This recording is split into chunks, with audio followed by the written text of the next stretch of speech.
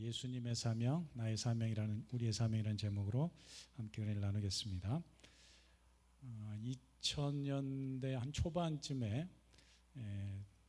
나온 책인데요. 미국의 세들백 교회라고 우리 캘리포니아주 오렌지 카운티에 있는 세들백 교회의 릭 워렌 목사님이 계십니다. 지금은 은퇴하셨는데 이 목사님이 쓴 목적이 이끄는 삶, 이 책이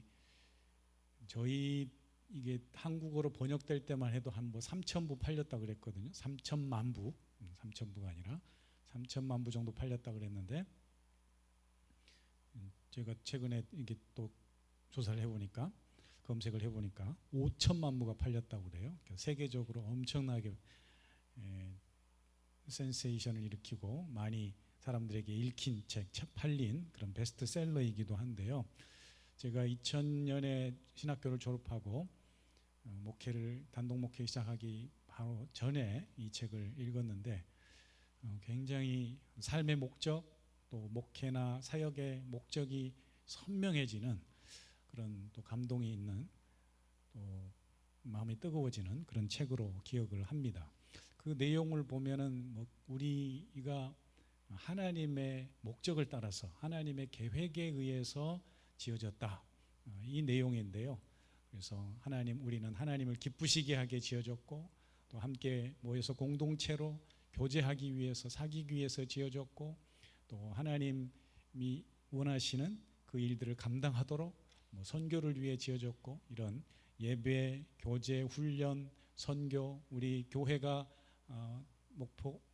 목표하고 있는 5가지 목적이 여기 다 담겨져 있습니다. 그래서 우리를 향한 하나님의 계획을 깨달을 수 있는 그런 좋은 책인데요. 우리가 왜 삶의 목표 또 인생의 목적을 아는 게 중요한가를 한번 생각해 보게 됩니다. 왜 그럴까요? 삶의 목적을 알고 사는 사람과 그냥 사는 사람과는 분명히 차이가 있겠죠. 사람은요, 근본적으로 목적이 있어야 돼요. 무슨 일을 하든지 어디를 가든지 목표가 분명해야 된다는 거죠.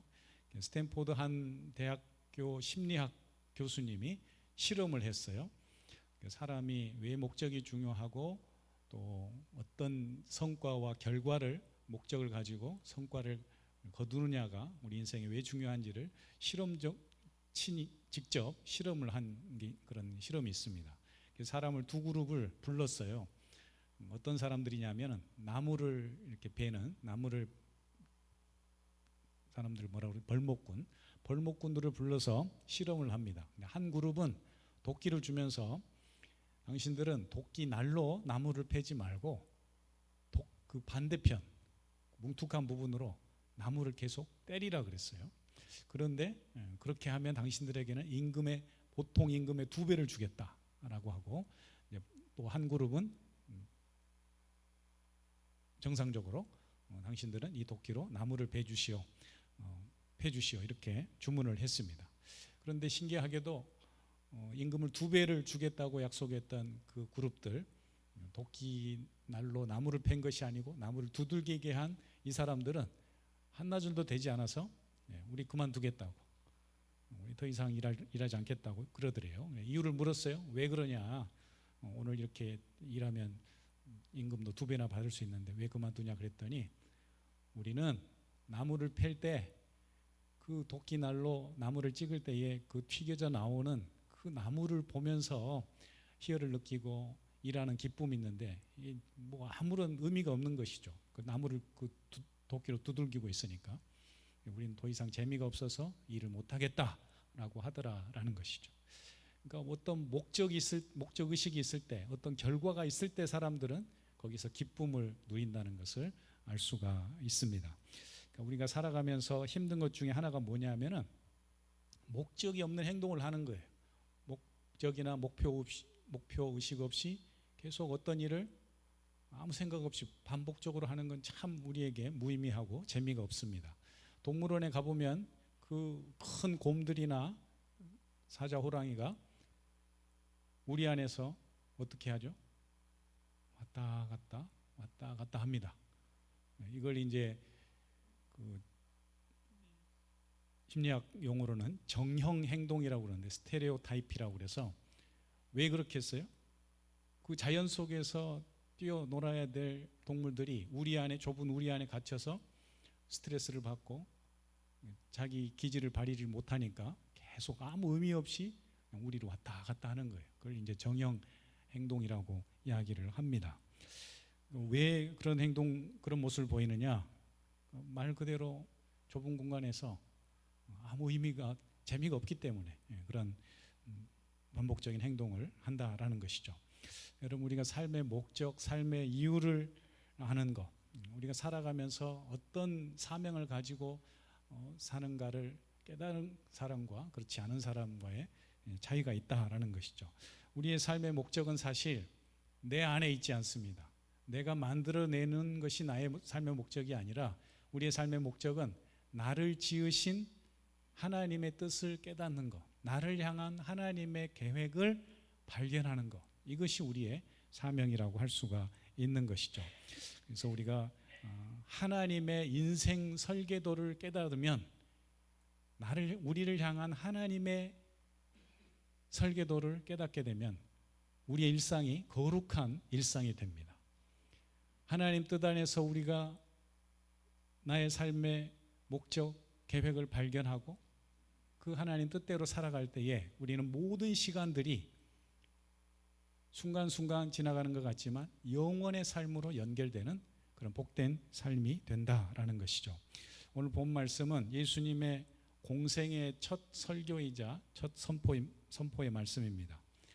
우리가 어떤 분이 중요한 자리에 올라서 처음 선포하는 그 말씀을 첫 일성이다, 이렇게 중요한 말이라고 이야기를 하는데요. 예수님께서 공생애를 시작하시면서 지금 고향인 나사렛 회당에 가셔서 첫 설교를 하시는 거예요. 그분의 첫 선포, 첫 일성의 말씀이 오늘 우리가 읽은 이 누가복음 4장 특별히 18절, 19절 말씀입니다. 그분이 회당에 들어가서 성경 이사야 말씀을 펼쳐서 읽으신 말씀, 중요한 말씀이 바로 오늘 우리가 읽은 말씀인데, 이 말씀은 예수님의 정체성이자 예수님 자신이 누구인지, 그리고 예수님이 당신의 생애를 통해서 해야 할 일이 무엇인지를 가르쳐주는, 사명을 우리에게 일러주는 말씀이라고 할 수가 있습니다. 그렇다면 예수님의 사명이 뭘까요? 또 예수님의 사명을 통해서 우리의 삶에 깨달아야 될 필요할 사명은 무엇인지를 함께 살펴보고자 합니다. 첫 번째, 예수님의 사명은 성령님을 통해서 주어졌다라는 것이죠. 우리가 사명을 안다는 것이 중요하다 그랬는데, 이 사명은요, 왜 우리의 삶의 목적을 발견하고 또 하나님께서 우리에게 사명을 발견하는 게 왜 중요하냐라고 할 때에 그 사명이 곧 우리의 행복과 직결됩니다. 우리가 사명을 깨닫는다는 것은 곧 우리의 인생의 행복을 발견하는 것과 같다라는 것이죠. 여러분, 세상에 누가 제일 행복할까요? 세상에 행복한 사람이 누굴까요? 우리가 생각할 때는 젊고 꿈 많고 돈도 많고 이런 사람들이 행복할 것 같죠. 행복하면 이렇게 물질하고도 연관이 되고 또 건강하고 젊은이들, 이런 사람들에게 필요한 것이라고 생각할 수가 있는데 그렇지 않다라는 거죠. 세상에서 가장 행복한 사람은 어떤 사람일까요? 자기의 사명을 깨달은 사람, 또 자신의 꿈을 펼치며 사는 사람이라고 할 수가 있습니다. 내가 이 세상에 태어나서 무엇을 해야 될지를 깨닫고 그 일을 기쁨으로 하면서 살아가는 사람, 그 사람이 가장 행복한 사람이라는 것이죠. 미국의 존 맥스웰이라고 하는 목사님이 계십니다. 존 맥스웰 이 목사님은 리더십의 권위자이기도 한데요. 이분이 열매 맺는 지도자라는 책에서 이런 말을 했어요. 당신이 진정한 행복을 원한다면 당신보다 큰 꿈을 꾸라. 행복을 원한다면 꿈꾸라는 거예요. 그러니까 정리해 보면은 우리 인생의 행복과 꿈과 비전과 사명과 다 연결이 되어 있다라는 이야기입니다. 여러분, 행복한 삶을 꿈꾸세요? 행복한 행복하게 살기 원하세요? 그렇다면 꿈을 발견하세요. 하나님이 주신 꿈, 하나님의 비전을 발견하고 하나님께서 내게 주신 사명을 깨닫고 살아갈 때 그 사람이 가장 행복하고 복된 삶을 살게 될 줄 믿습니다. 근데 그 사명을 어떻게 발견하느냐, 어떻게 알 수가 있느냐라고 하면 오늘 예수님께서 그것을 가르쳐 주고 있습니다. 우리가 읽은 16절부터 읽었는데 그 바로 윗절에 14절, 15절 말씀에 보면은 이런 말씀이 있어요. 예수께서 성령의 능력으로 갈릴리에 돌아가시니 그 소문이 사방에 퍼졌고 친히 그 여러 회당에서 가르치심에 무사람에게 칭송을 받으시더라. 그러니까 한마디로 예수님께서 성령의 능력을 힘입고 성령님의 인도하심을 따라서 지금 나사렛 회당에 가서 또 여러 회당에 가서 하나님의 말씀을 가르칠 때에 사람들이 듣고 놀라워하고 또 그 말씀을 듣고 예수님을 칭송했다, 이렇게 되어 있습니다. 여러분, 우리의 꿈과 사명은 사실 내가 이루고자 하는 목표를 이루는 게 아닙니다. 그러니까 내 사명은 내가 이루고자 하는 것을 하는 것이 사명이 아니다라는 거예요. 그러면 우리의 사명은 뭘까요? 우리 인생의 사명은 나를 지으신 하나님께서 주신 계획, 하나님께서 깨닫게 해주신 인생의 목표, 이것이 내 삶의 사명이 되는 줄 믿습니다. 그래서 그 사명은 성령님이 주시는 거예요. 성령님이 깨닫게 해주시는 거예요. 그렇다고 볼 때에 우리가 사명을 깨닫고 행복한 삶을 살기 원한다면 어떻게 해야 돼요? 성령님께 구해야 됩니다. 성령님, 내가 할 일이 무엇입니까? 한 번뿐인 인생, 이 귀한 인생을 살아가면서 이 땅에서 내가 존재하는 이유가 무엇입니까? 라고 물을 때에 성령님께서 우리에게 깨우쳐 주시고 깨닫게 해 주실 줄 믿습니다. 그러니까 믿음으로 성령님께 구하세요. 그러면 성령님께서 우리의 인생의 꿈과 지혜와 해야 할 일과 하나님 주신 사명을 가지고 기쁨으로 살도록 우리를 인도해 주실 줄 믿습니다. 두 번째로 예수님의 사명은 두 가지로 나타납니다. 예수님의 사명을 쭉 문장 이사야서 말씀을 통해서 우리에게 말씀하고 있는데, 줄여서 말씀하면 복음 전파와 하나님의 은혜의 해를 선포하는 것이라고 줄여서 얘기할 수 있어요. 복음을 전하고 하나님이 이루시고자 하는 이 주의 은혜의 해라고 하는 것은 희년을 얘기해요. 율법서에 나오는 희년, 70년마다 안식일이 7번 지나고 49년째 다음 되는 50년째에 를 희년이라 그러거든요. 희년은 모든 것이 원상복귀되는 해예요.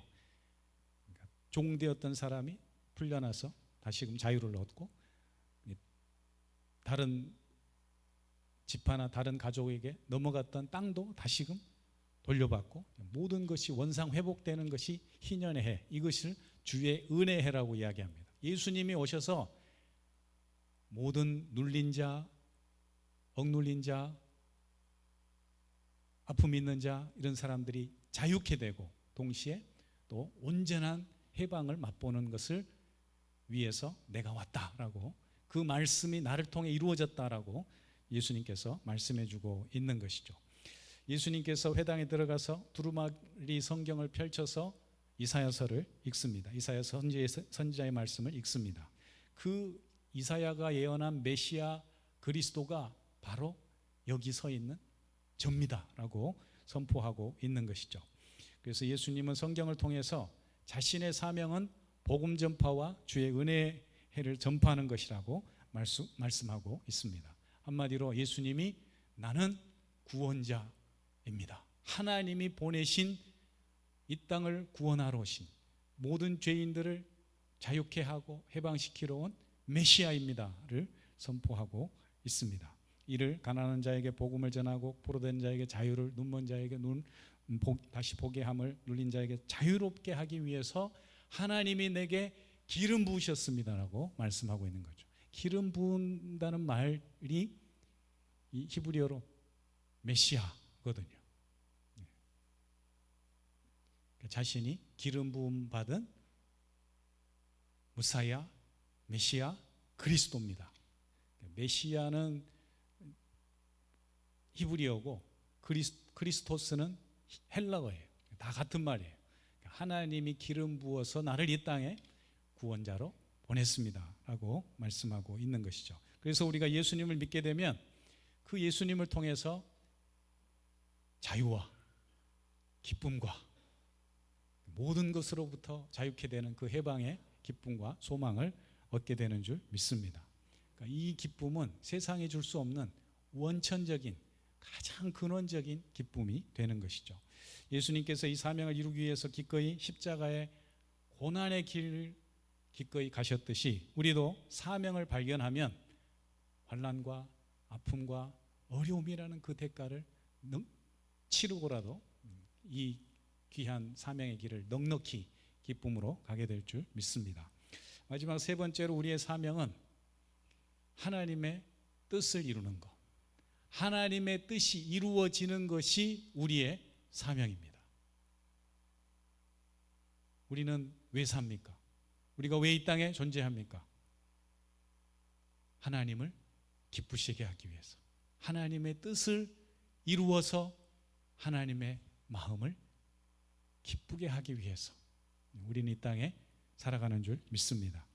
예수님께서 나사렛 회당에 들어가서 이사야 말씀을 읽고 책을 덮고서 앉으셨다고 그랬습니다. 그때 회당의 사람들이 다 예수님을 주목해서 봅니다. 쳐다봅니다. 예수님은 아마도 이사야 말씀을 풀어서 설교를 했을 것입니다. 당시에 1세기의 회당 예배 순서가 그렇습니다. 쇠마 말씀을, 우리 구약 율법서에 나오는 쇠마 말씀을 다 같이 암송하고, 또 공동 기도문이 있는데 공동 기도문을 또 다 같이 회중들이 암송을 한 후에 이 모세오경과 예언서 말씀을 읽고 난 후에 그 다음에 드라샤라고 하는 설교를 전했습니다. 그러니까 예수님께서 아마 이사야 말씀을 읽고 설교를 하셨을 것이다 라는 것이죠. 그때 사람들의 반응은 어떻습니까? 우리가 다 읽진 않았는데 그 다음 절에 21절 이하의 말씀을 보면은 22절 이렇게 돼 있어요. 그들이 다 그를 증언하고 그 입으로 나오는 바 은혜로운 말을 놀랍게 여겨 이르되 이 사람이 요셉이 아들이 아니냐. 그러니까 사람들이 예수님의 설교 말씀을 듣고 경탄하는 거예요. 놀라워하고 경외스러운 눈빛으로 그 예수님을 쳐다보면서 저 사람은 우리가 아는 그 요셉의 아들이 진정 아니단 말인가? 이렇게 지금 놀라워하고 있는 것이죠. 목수의 아들 요셉이 아닌 것 같네. 도대체 저 사람은 어디서 온 사람인가? 라고 사람들이 놀랍게 여기고 경외심을 가지고 쳐다보고 있습니다. 이 예수님의 가르침에, 말씀 선포에 사람들이 칭찬과 감탄을 하고 있는 것이죠. 여러분, 우리의 사명은 무엇일까요? 우리의 사명은 우리 안에 있지 않습니다. 결코 자기 실현이나 자기 만족이 아닙니다. 우리의 사명 완수는 아까 말씀드린 것처럼 성령님이 깨닫게 해주시는 내 삶의 목적을 깨닫고 그 하나님의 뜻을 이루어드리는 것, 그것이 바로 우리의 사명인 줄 믿습니다. 그래서 예수님의 사역이나 예수님의 말씀을 보면은 예수님은 철저하게 하나님 말씀대로 순종하는 삶을 살았다는 것을 알 수가 있습니다. 그의 삶은 철저한 순종의 고백이 담겨 있습니다. 요한복음 6장 말씀에 보면 이런 말씀이 있어요. 내가 하늘로서 내려온 것은 내 뜻을 행하려 함이 아니요 나를 보내신 이의 뜻을 행하려 하심이라. 또 요한복음 7장 16절에는 내 교훈은 내 것이 아니요 나를 보내신 이의 것이다. 내가 전하는 말씀, 나의 교훈과 가르침은 내 것이 아니라 아버지의 것이다 라고 이야기하고 있는 것이죠. 또 요한복음 14장 10절 말씀 보면은 내가 너희에게 이르는 말은 스스로 하는 것이 아니라 아버지께서 내 안에 계셔서 그의 일을 하시는 것이라. 내 말도 아버지께서 주시는 말씀이요 내가 하는 모든 일도 아버지의 일이다. 나는 아버지의 일을 하기 위해서 이 땅에 온 사람이고 그 아버지의 뜻을 따라서 나는 그 순종의 삶을 사노라 라고 말씀하고 있는 것이죠. 이처럼 예수님은 철저하게 성령 충만함으로 아버지의 뜻을 따라서 사명에 순종하는 삶을 사셨습니다. 그런데 이 순종의 삶에는 모든 것이 기쁨과 형통한 삶만이 기다리고 있지 않습니다. 이 사명의 길에는 고난과 아픔이 있습니다. 사명의 길에는 이처럼 양면이 존재하는데 갈채와 칭찬이 있는가 하면 위협이 있고 승리와 함께 더불어서 고난도 있다라는 것이죠. 그런데 분명한 것은 이 사명의 길에는 하나님의 뜻에 순종하는 이 순종의 길에는 언제나 놀라운 영광과 기쁨과 참된 행복이 기다리고 있는 줄 믿습니다. 그러니까 사명을 이루는 삶, 순종의 길의 끝에는 항상 하나님의 영광과 기쁨과 축복이 기다리고 있다라는 것이죠. 오늘 우리는 사명을 주신 하나님의 뜻을 이루기 위해서 하루하루 하나님의 뜻에 순종하며 살아가야 될 줄 믿습니다. 앞서 존 맥스웰 목사님 말씀을 드렸는데 그 존 맥스웰 목사님이 이 책에서 이런 말씀을 하고 있습니다.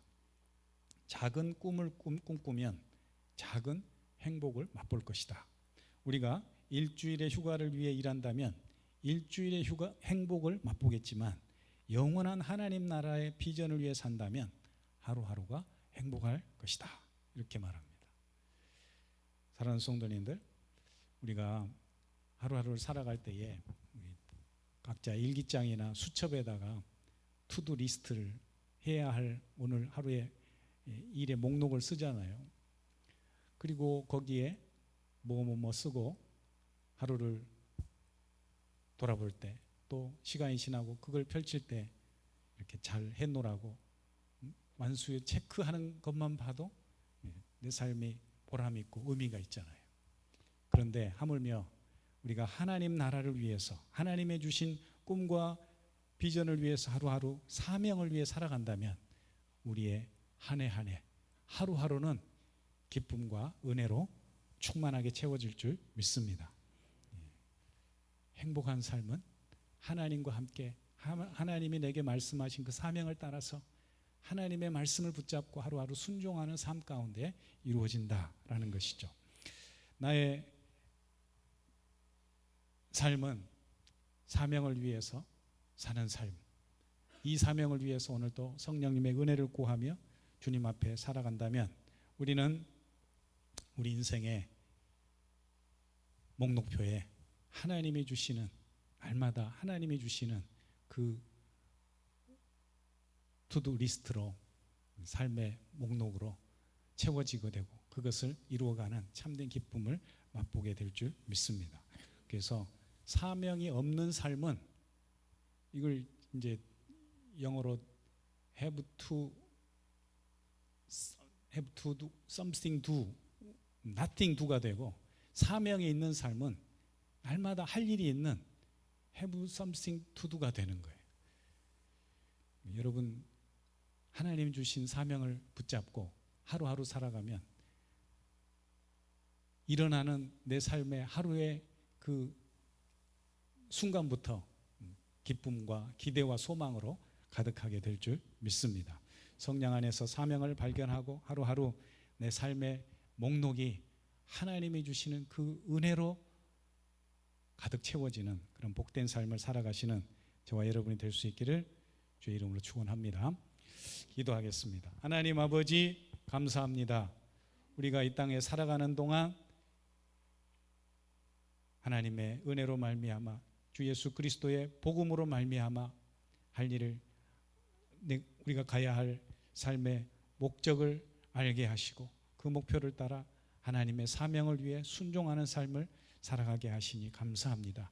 우리의 삶의 행복이 진정 주님의 뜻을 이루어가는 사명을 성취해가는 그 발걸음에 있음을 기억하고 날마다 성령 안에서 주님과 함께 한 걸음 한 걸음 동행하며 나아가는 우리 모두가 되게 하여 주시옵소서. 예수님의 이름으로 기도합니다. 아멘.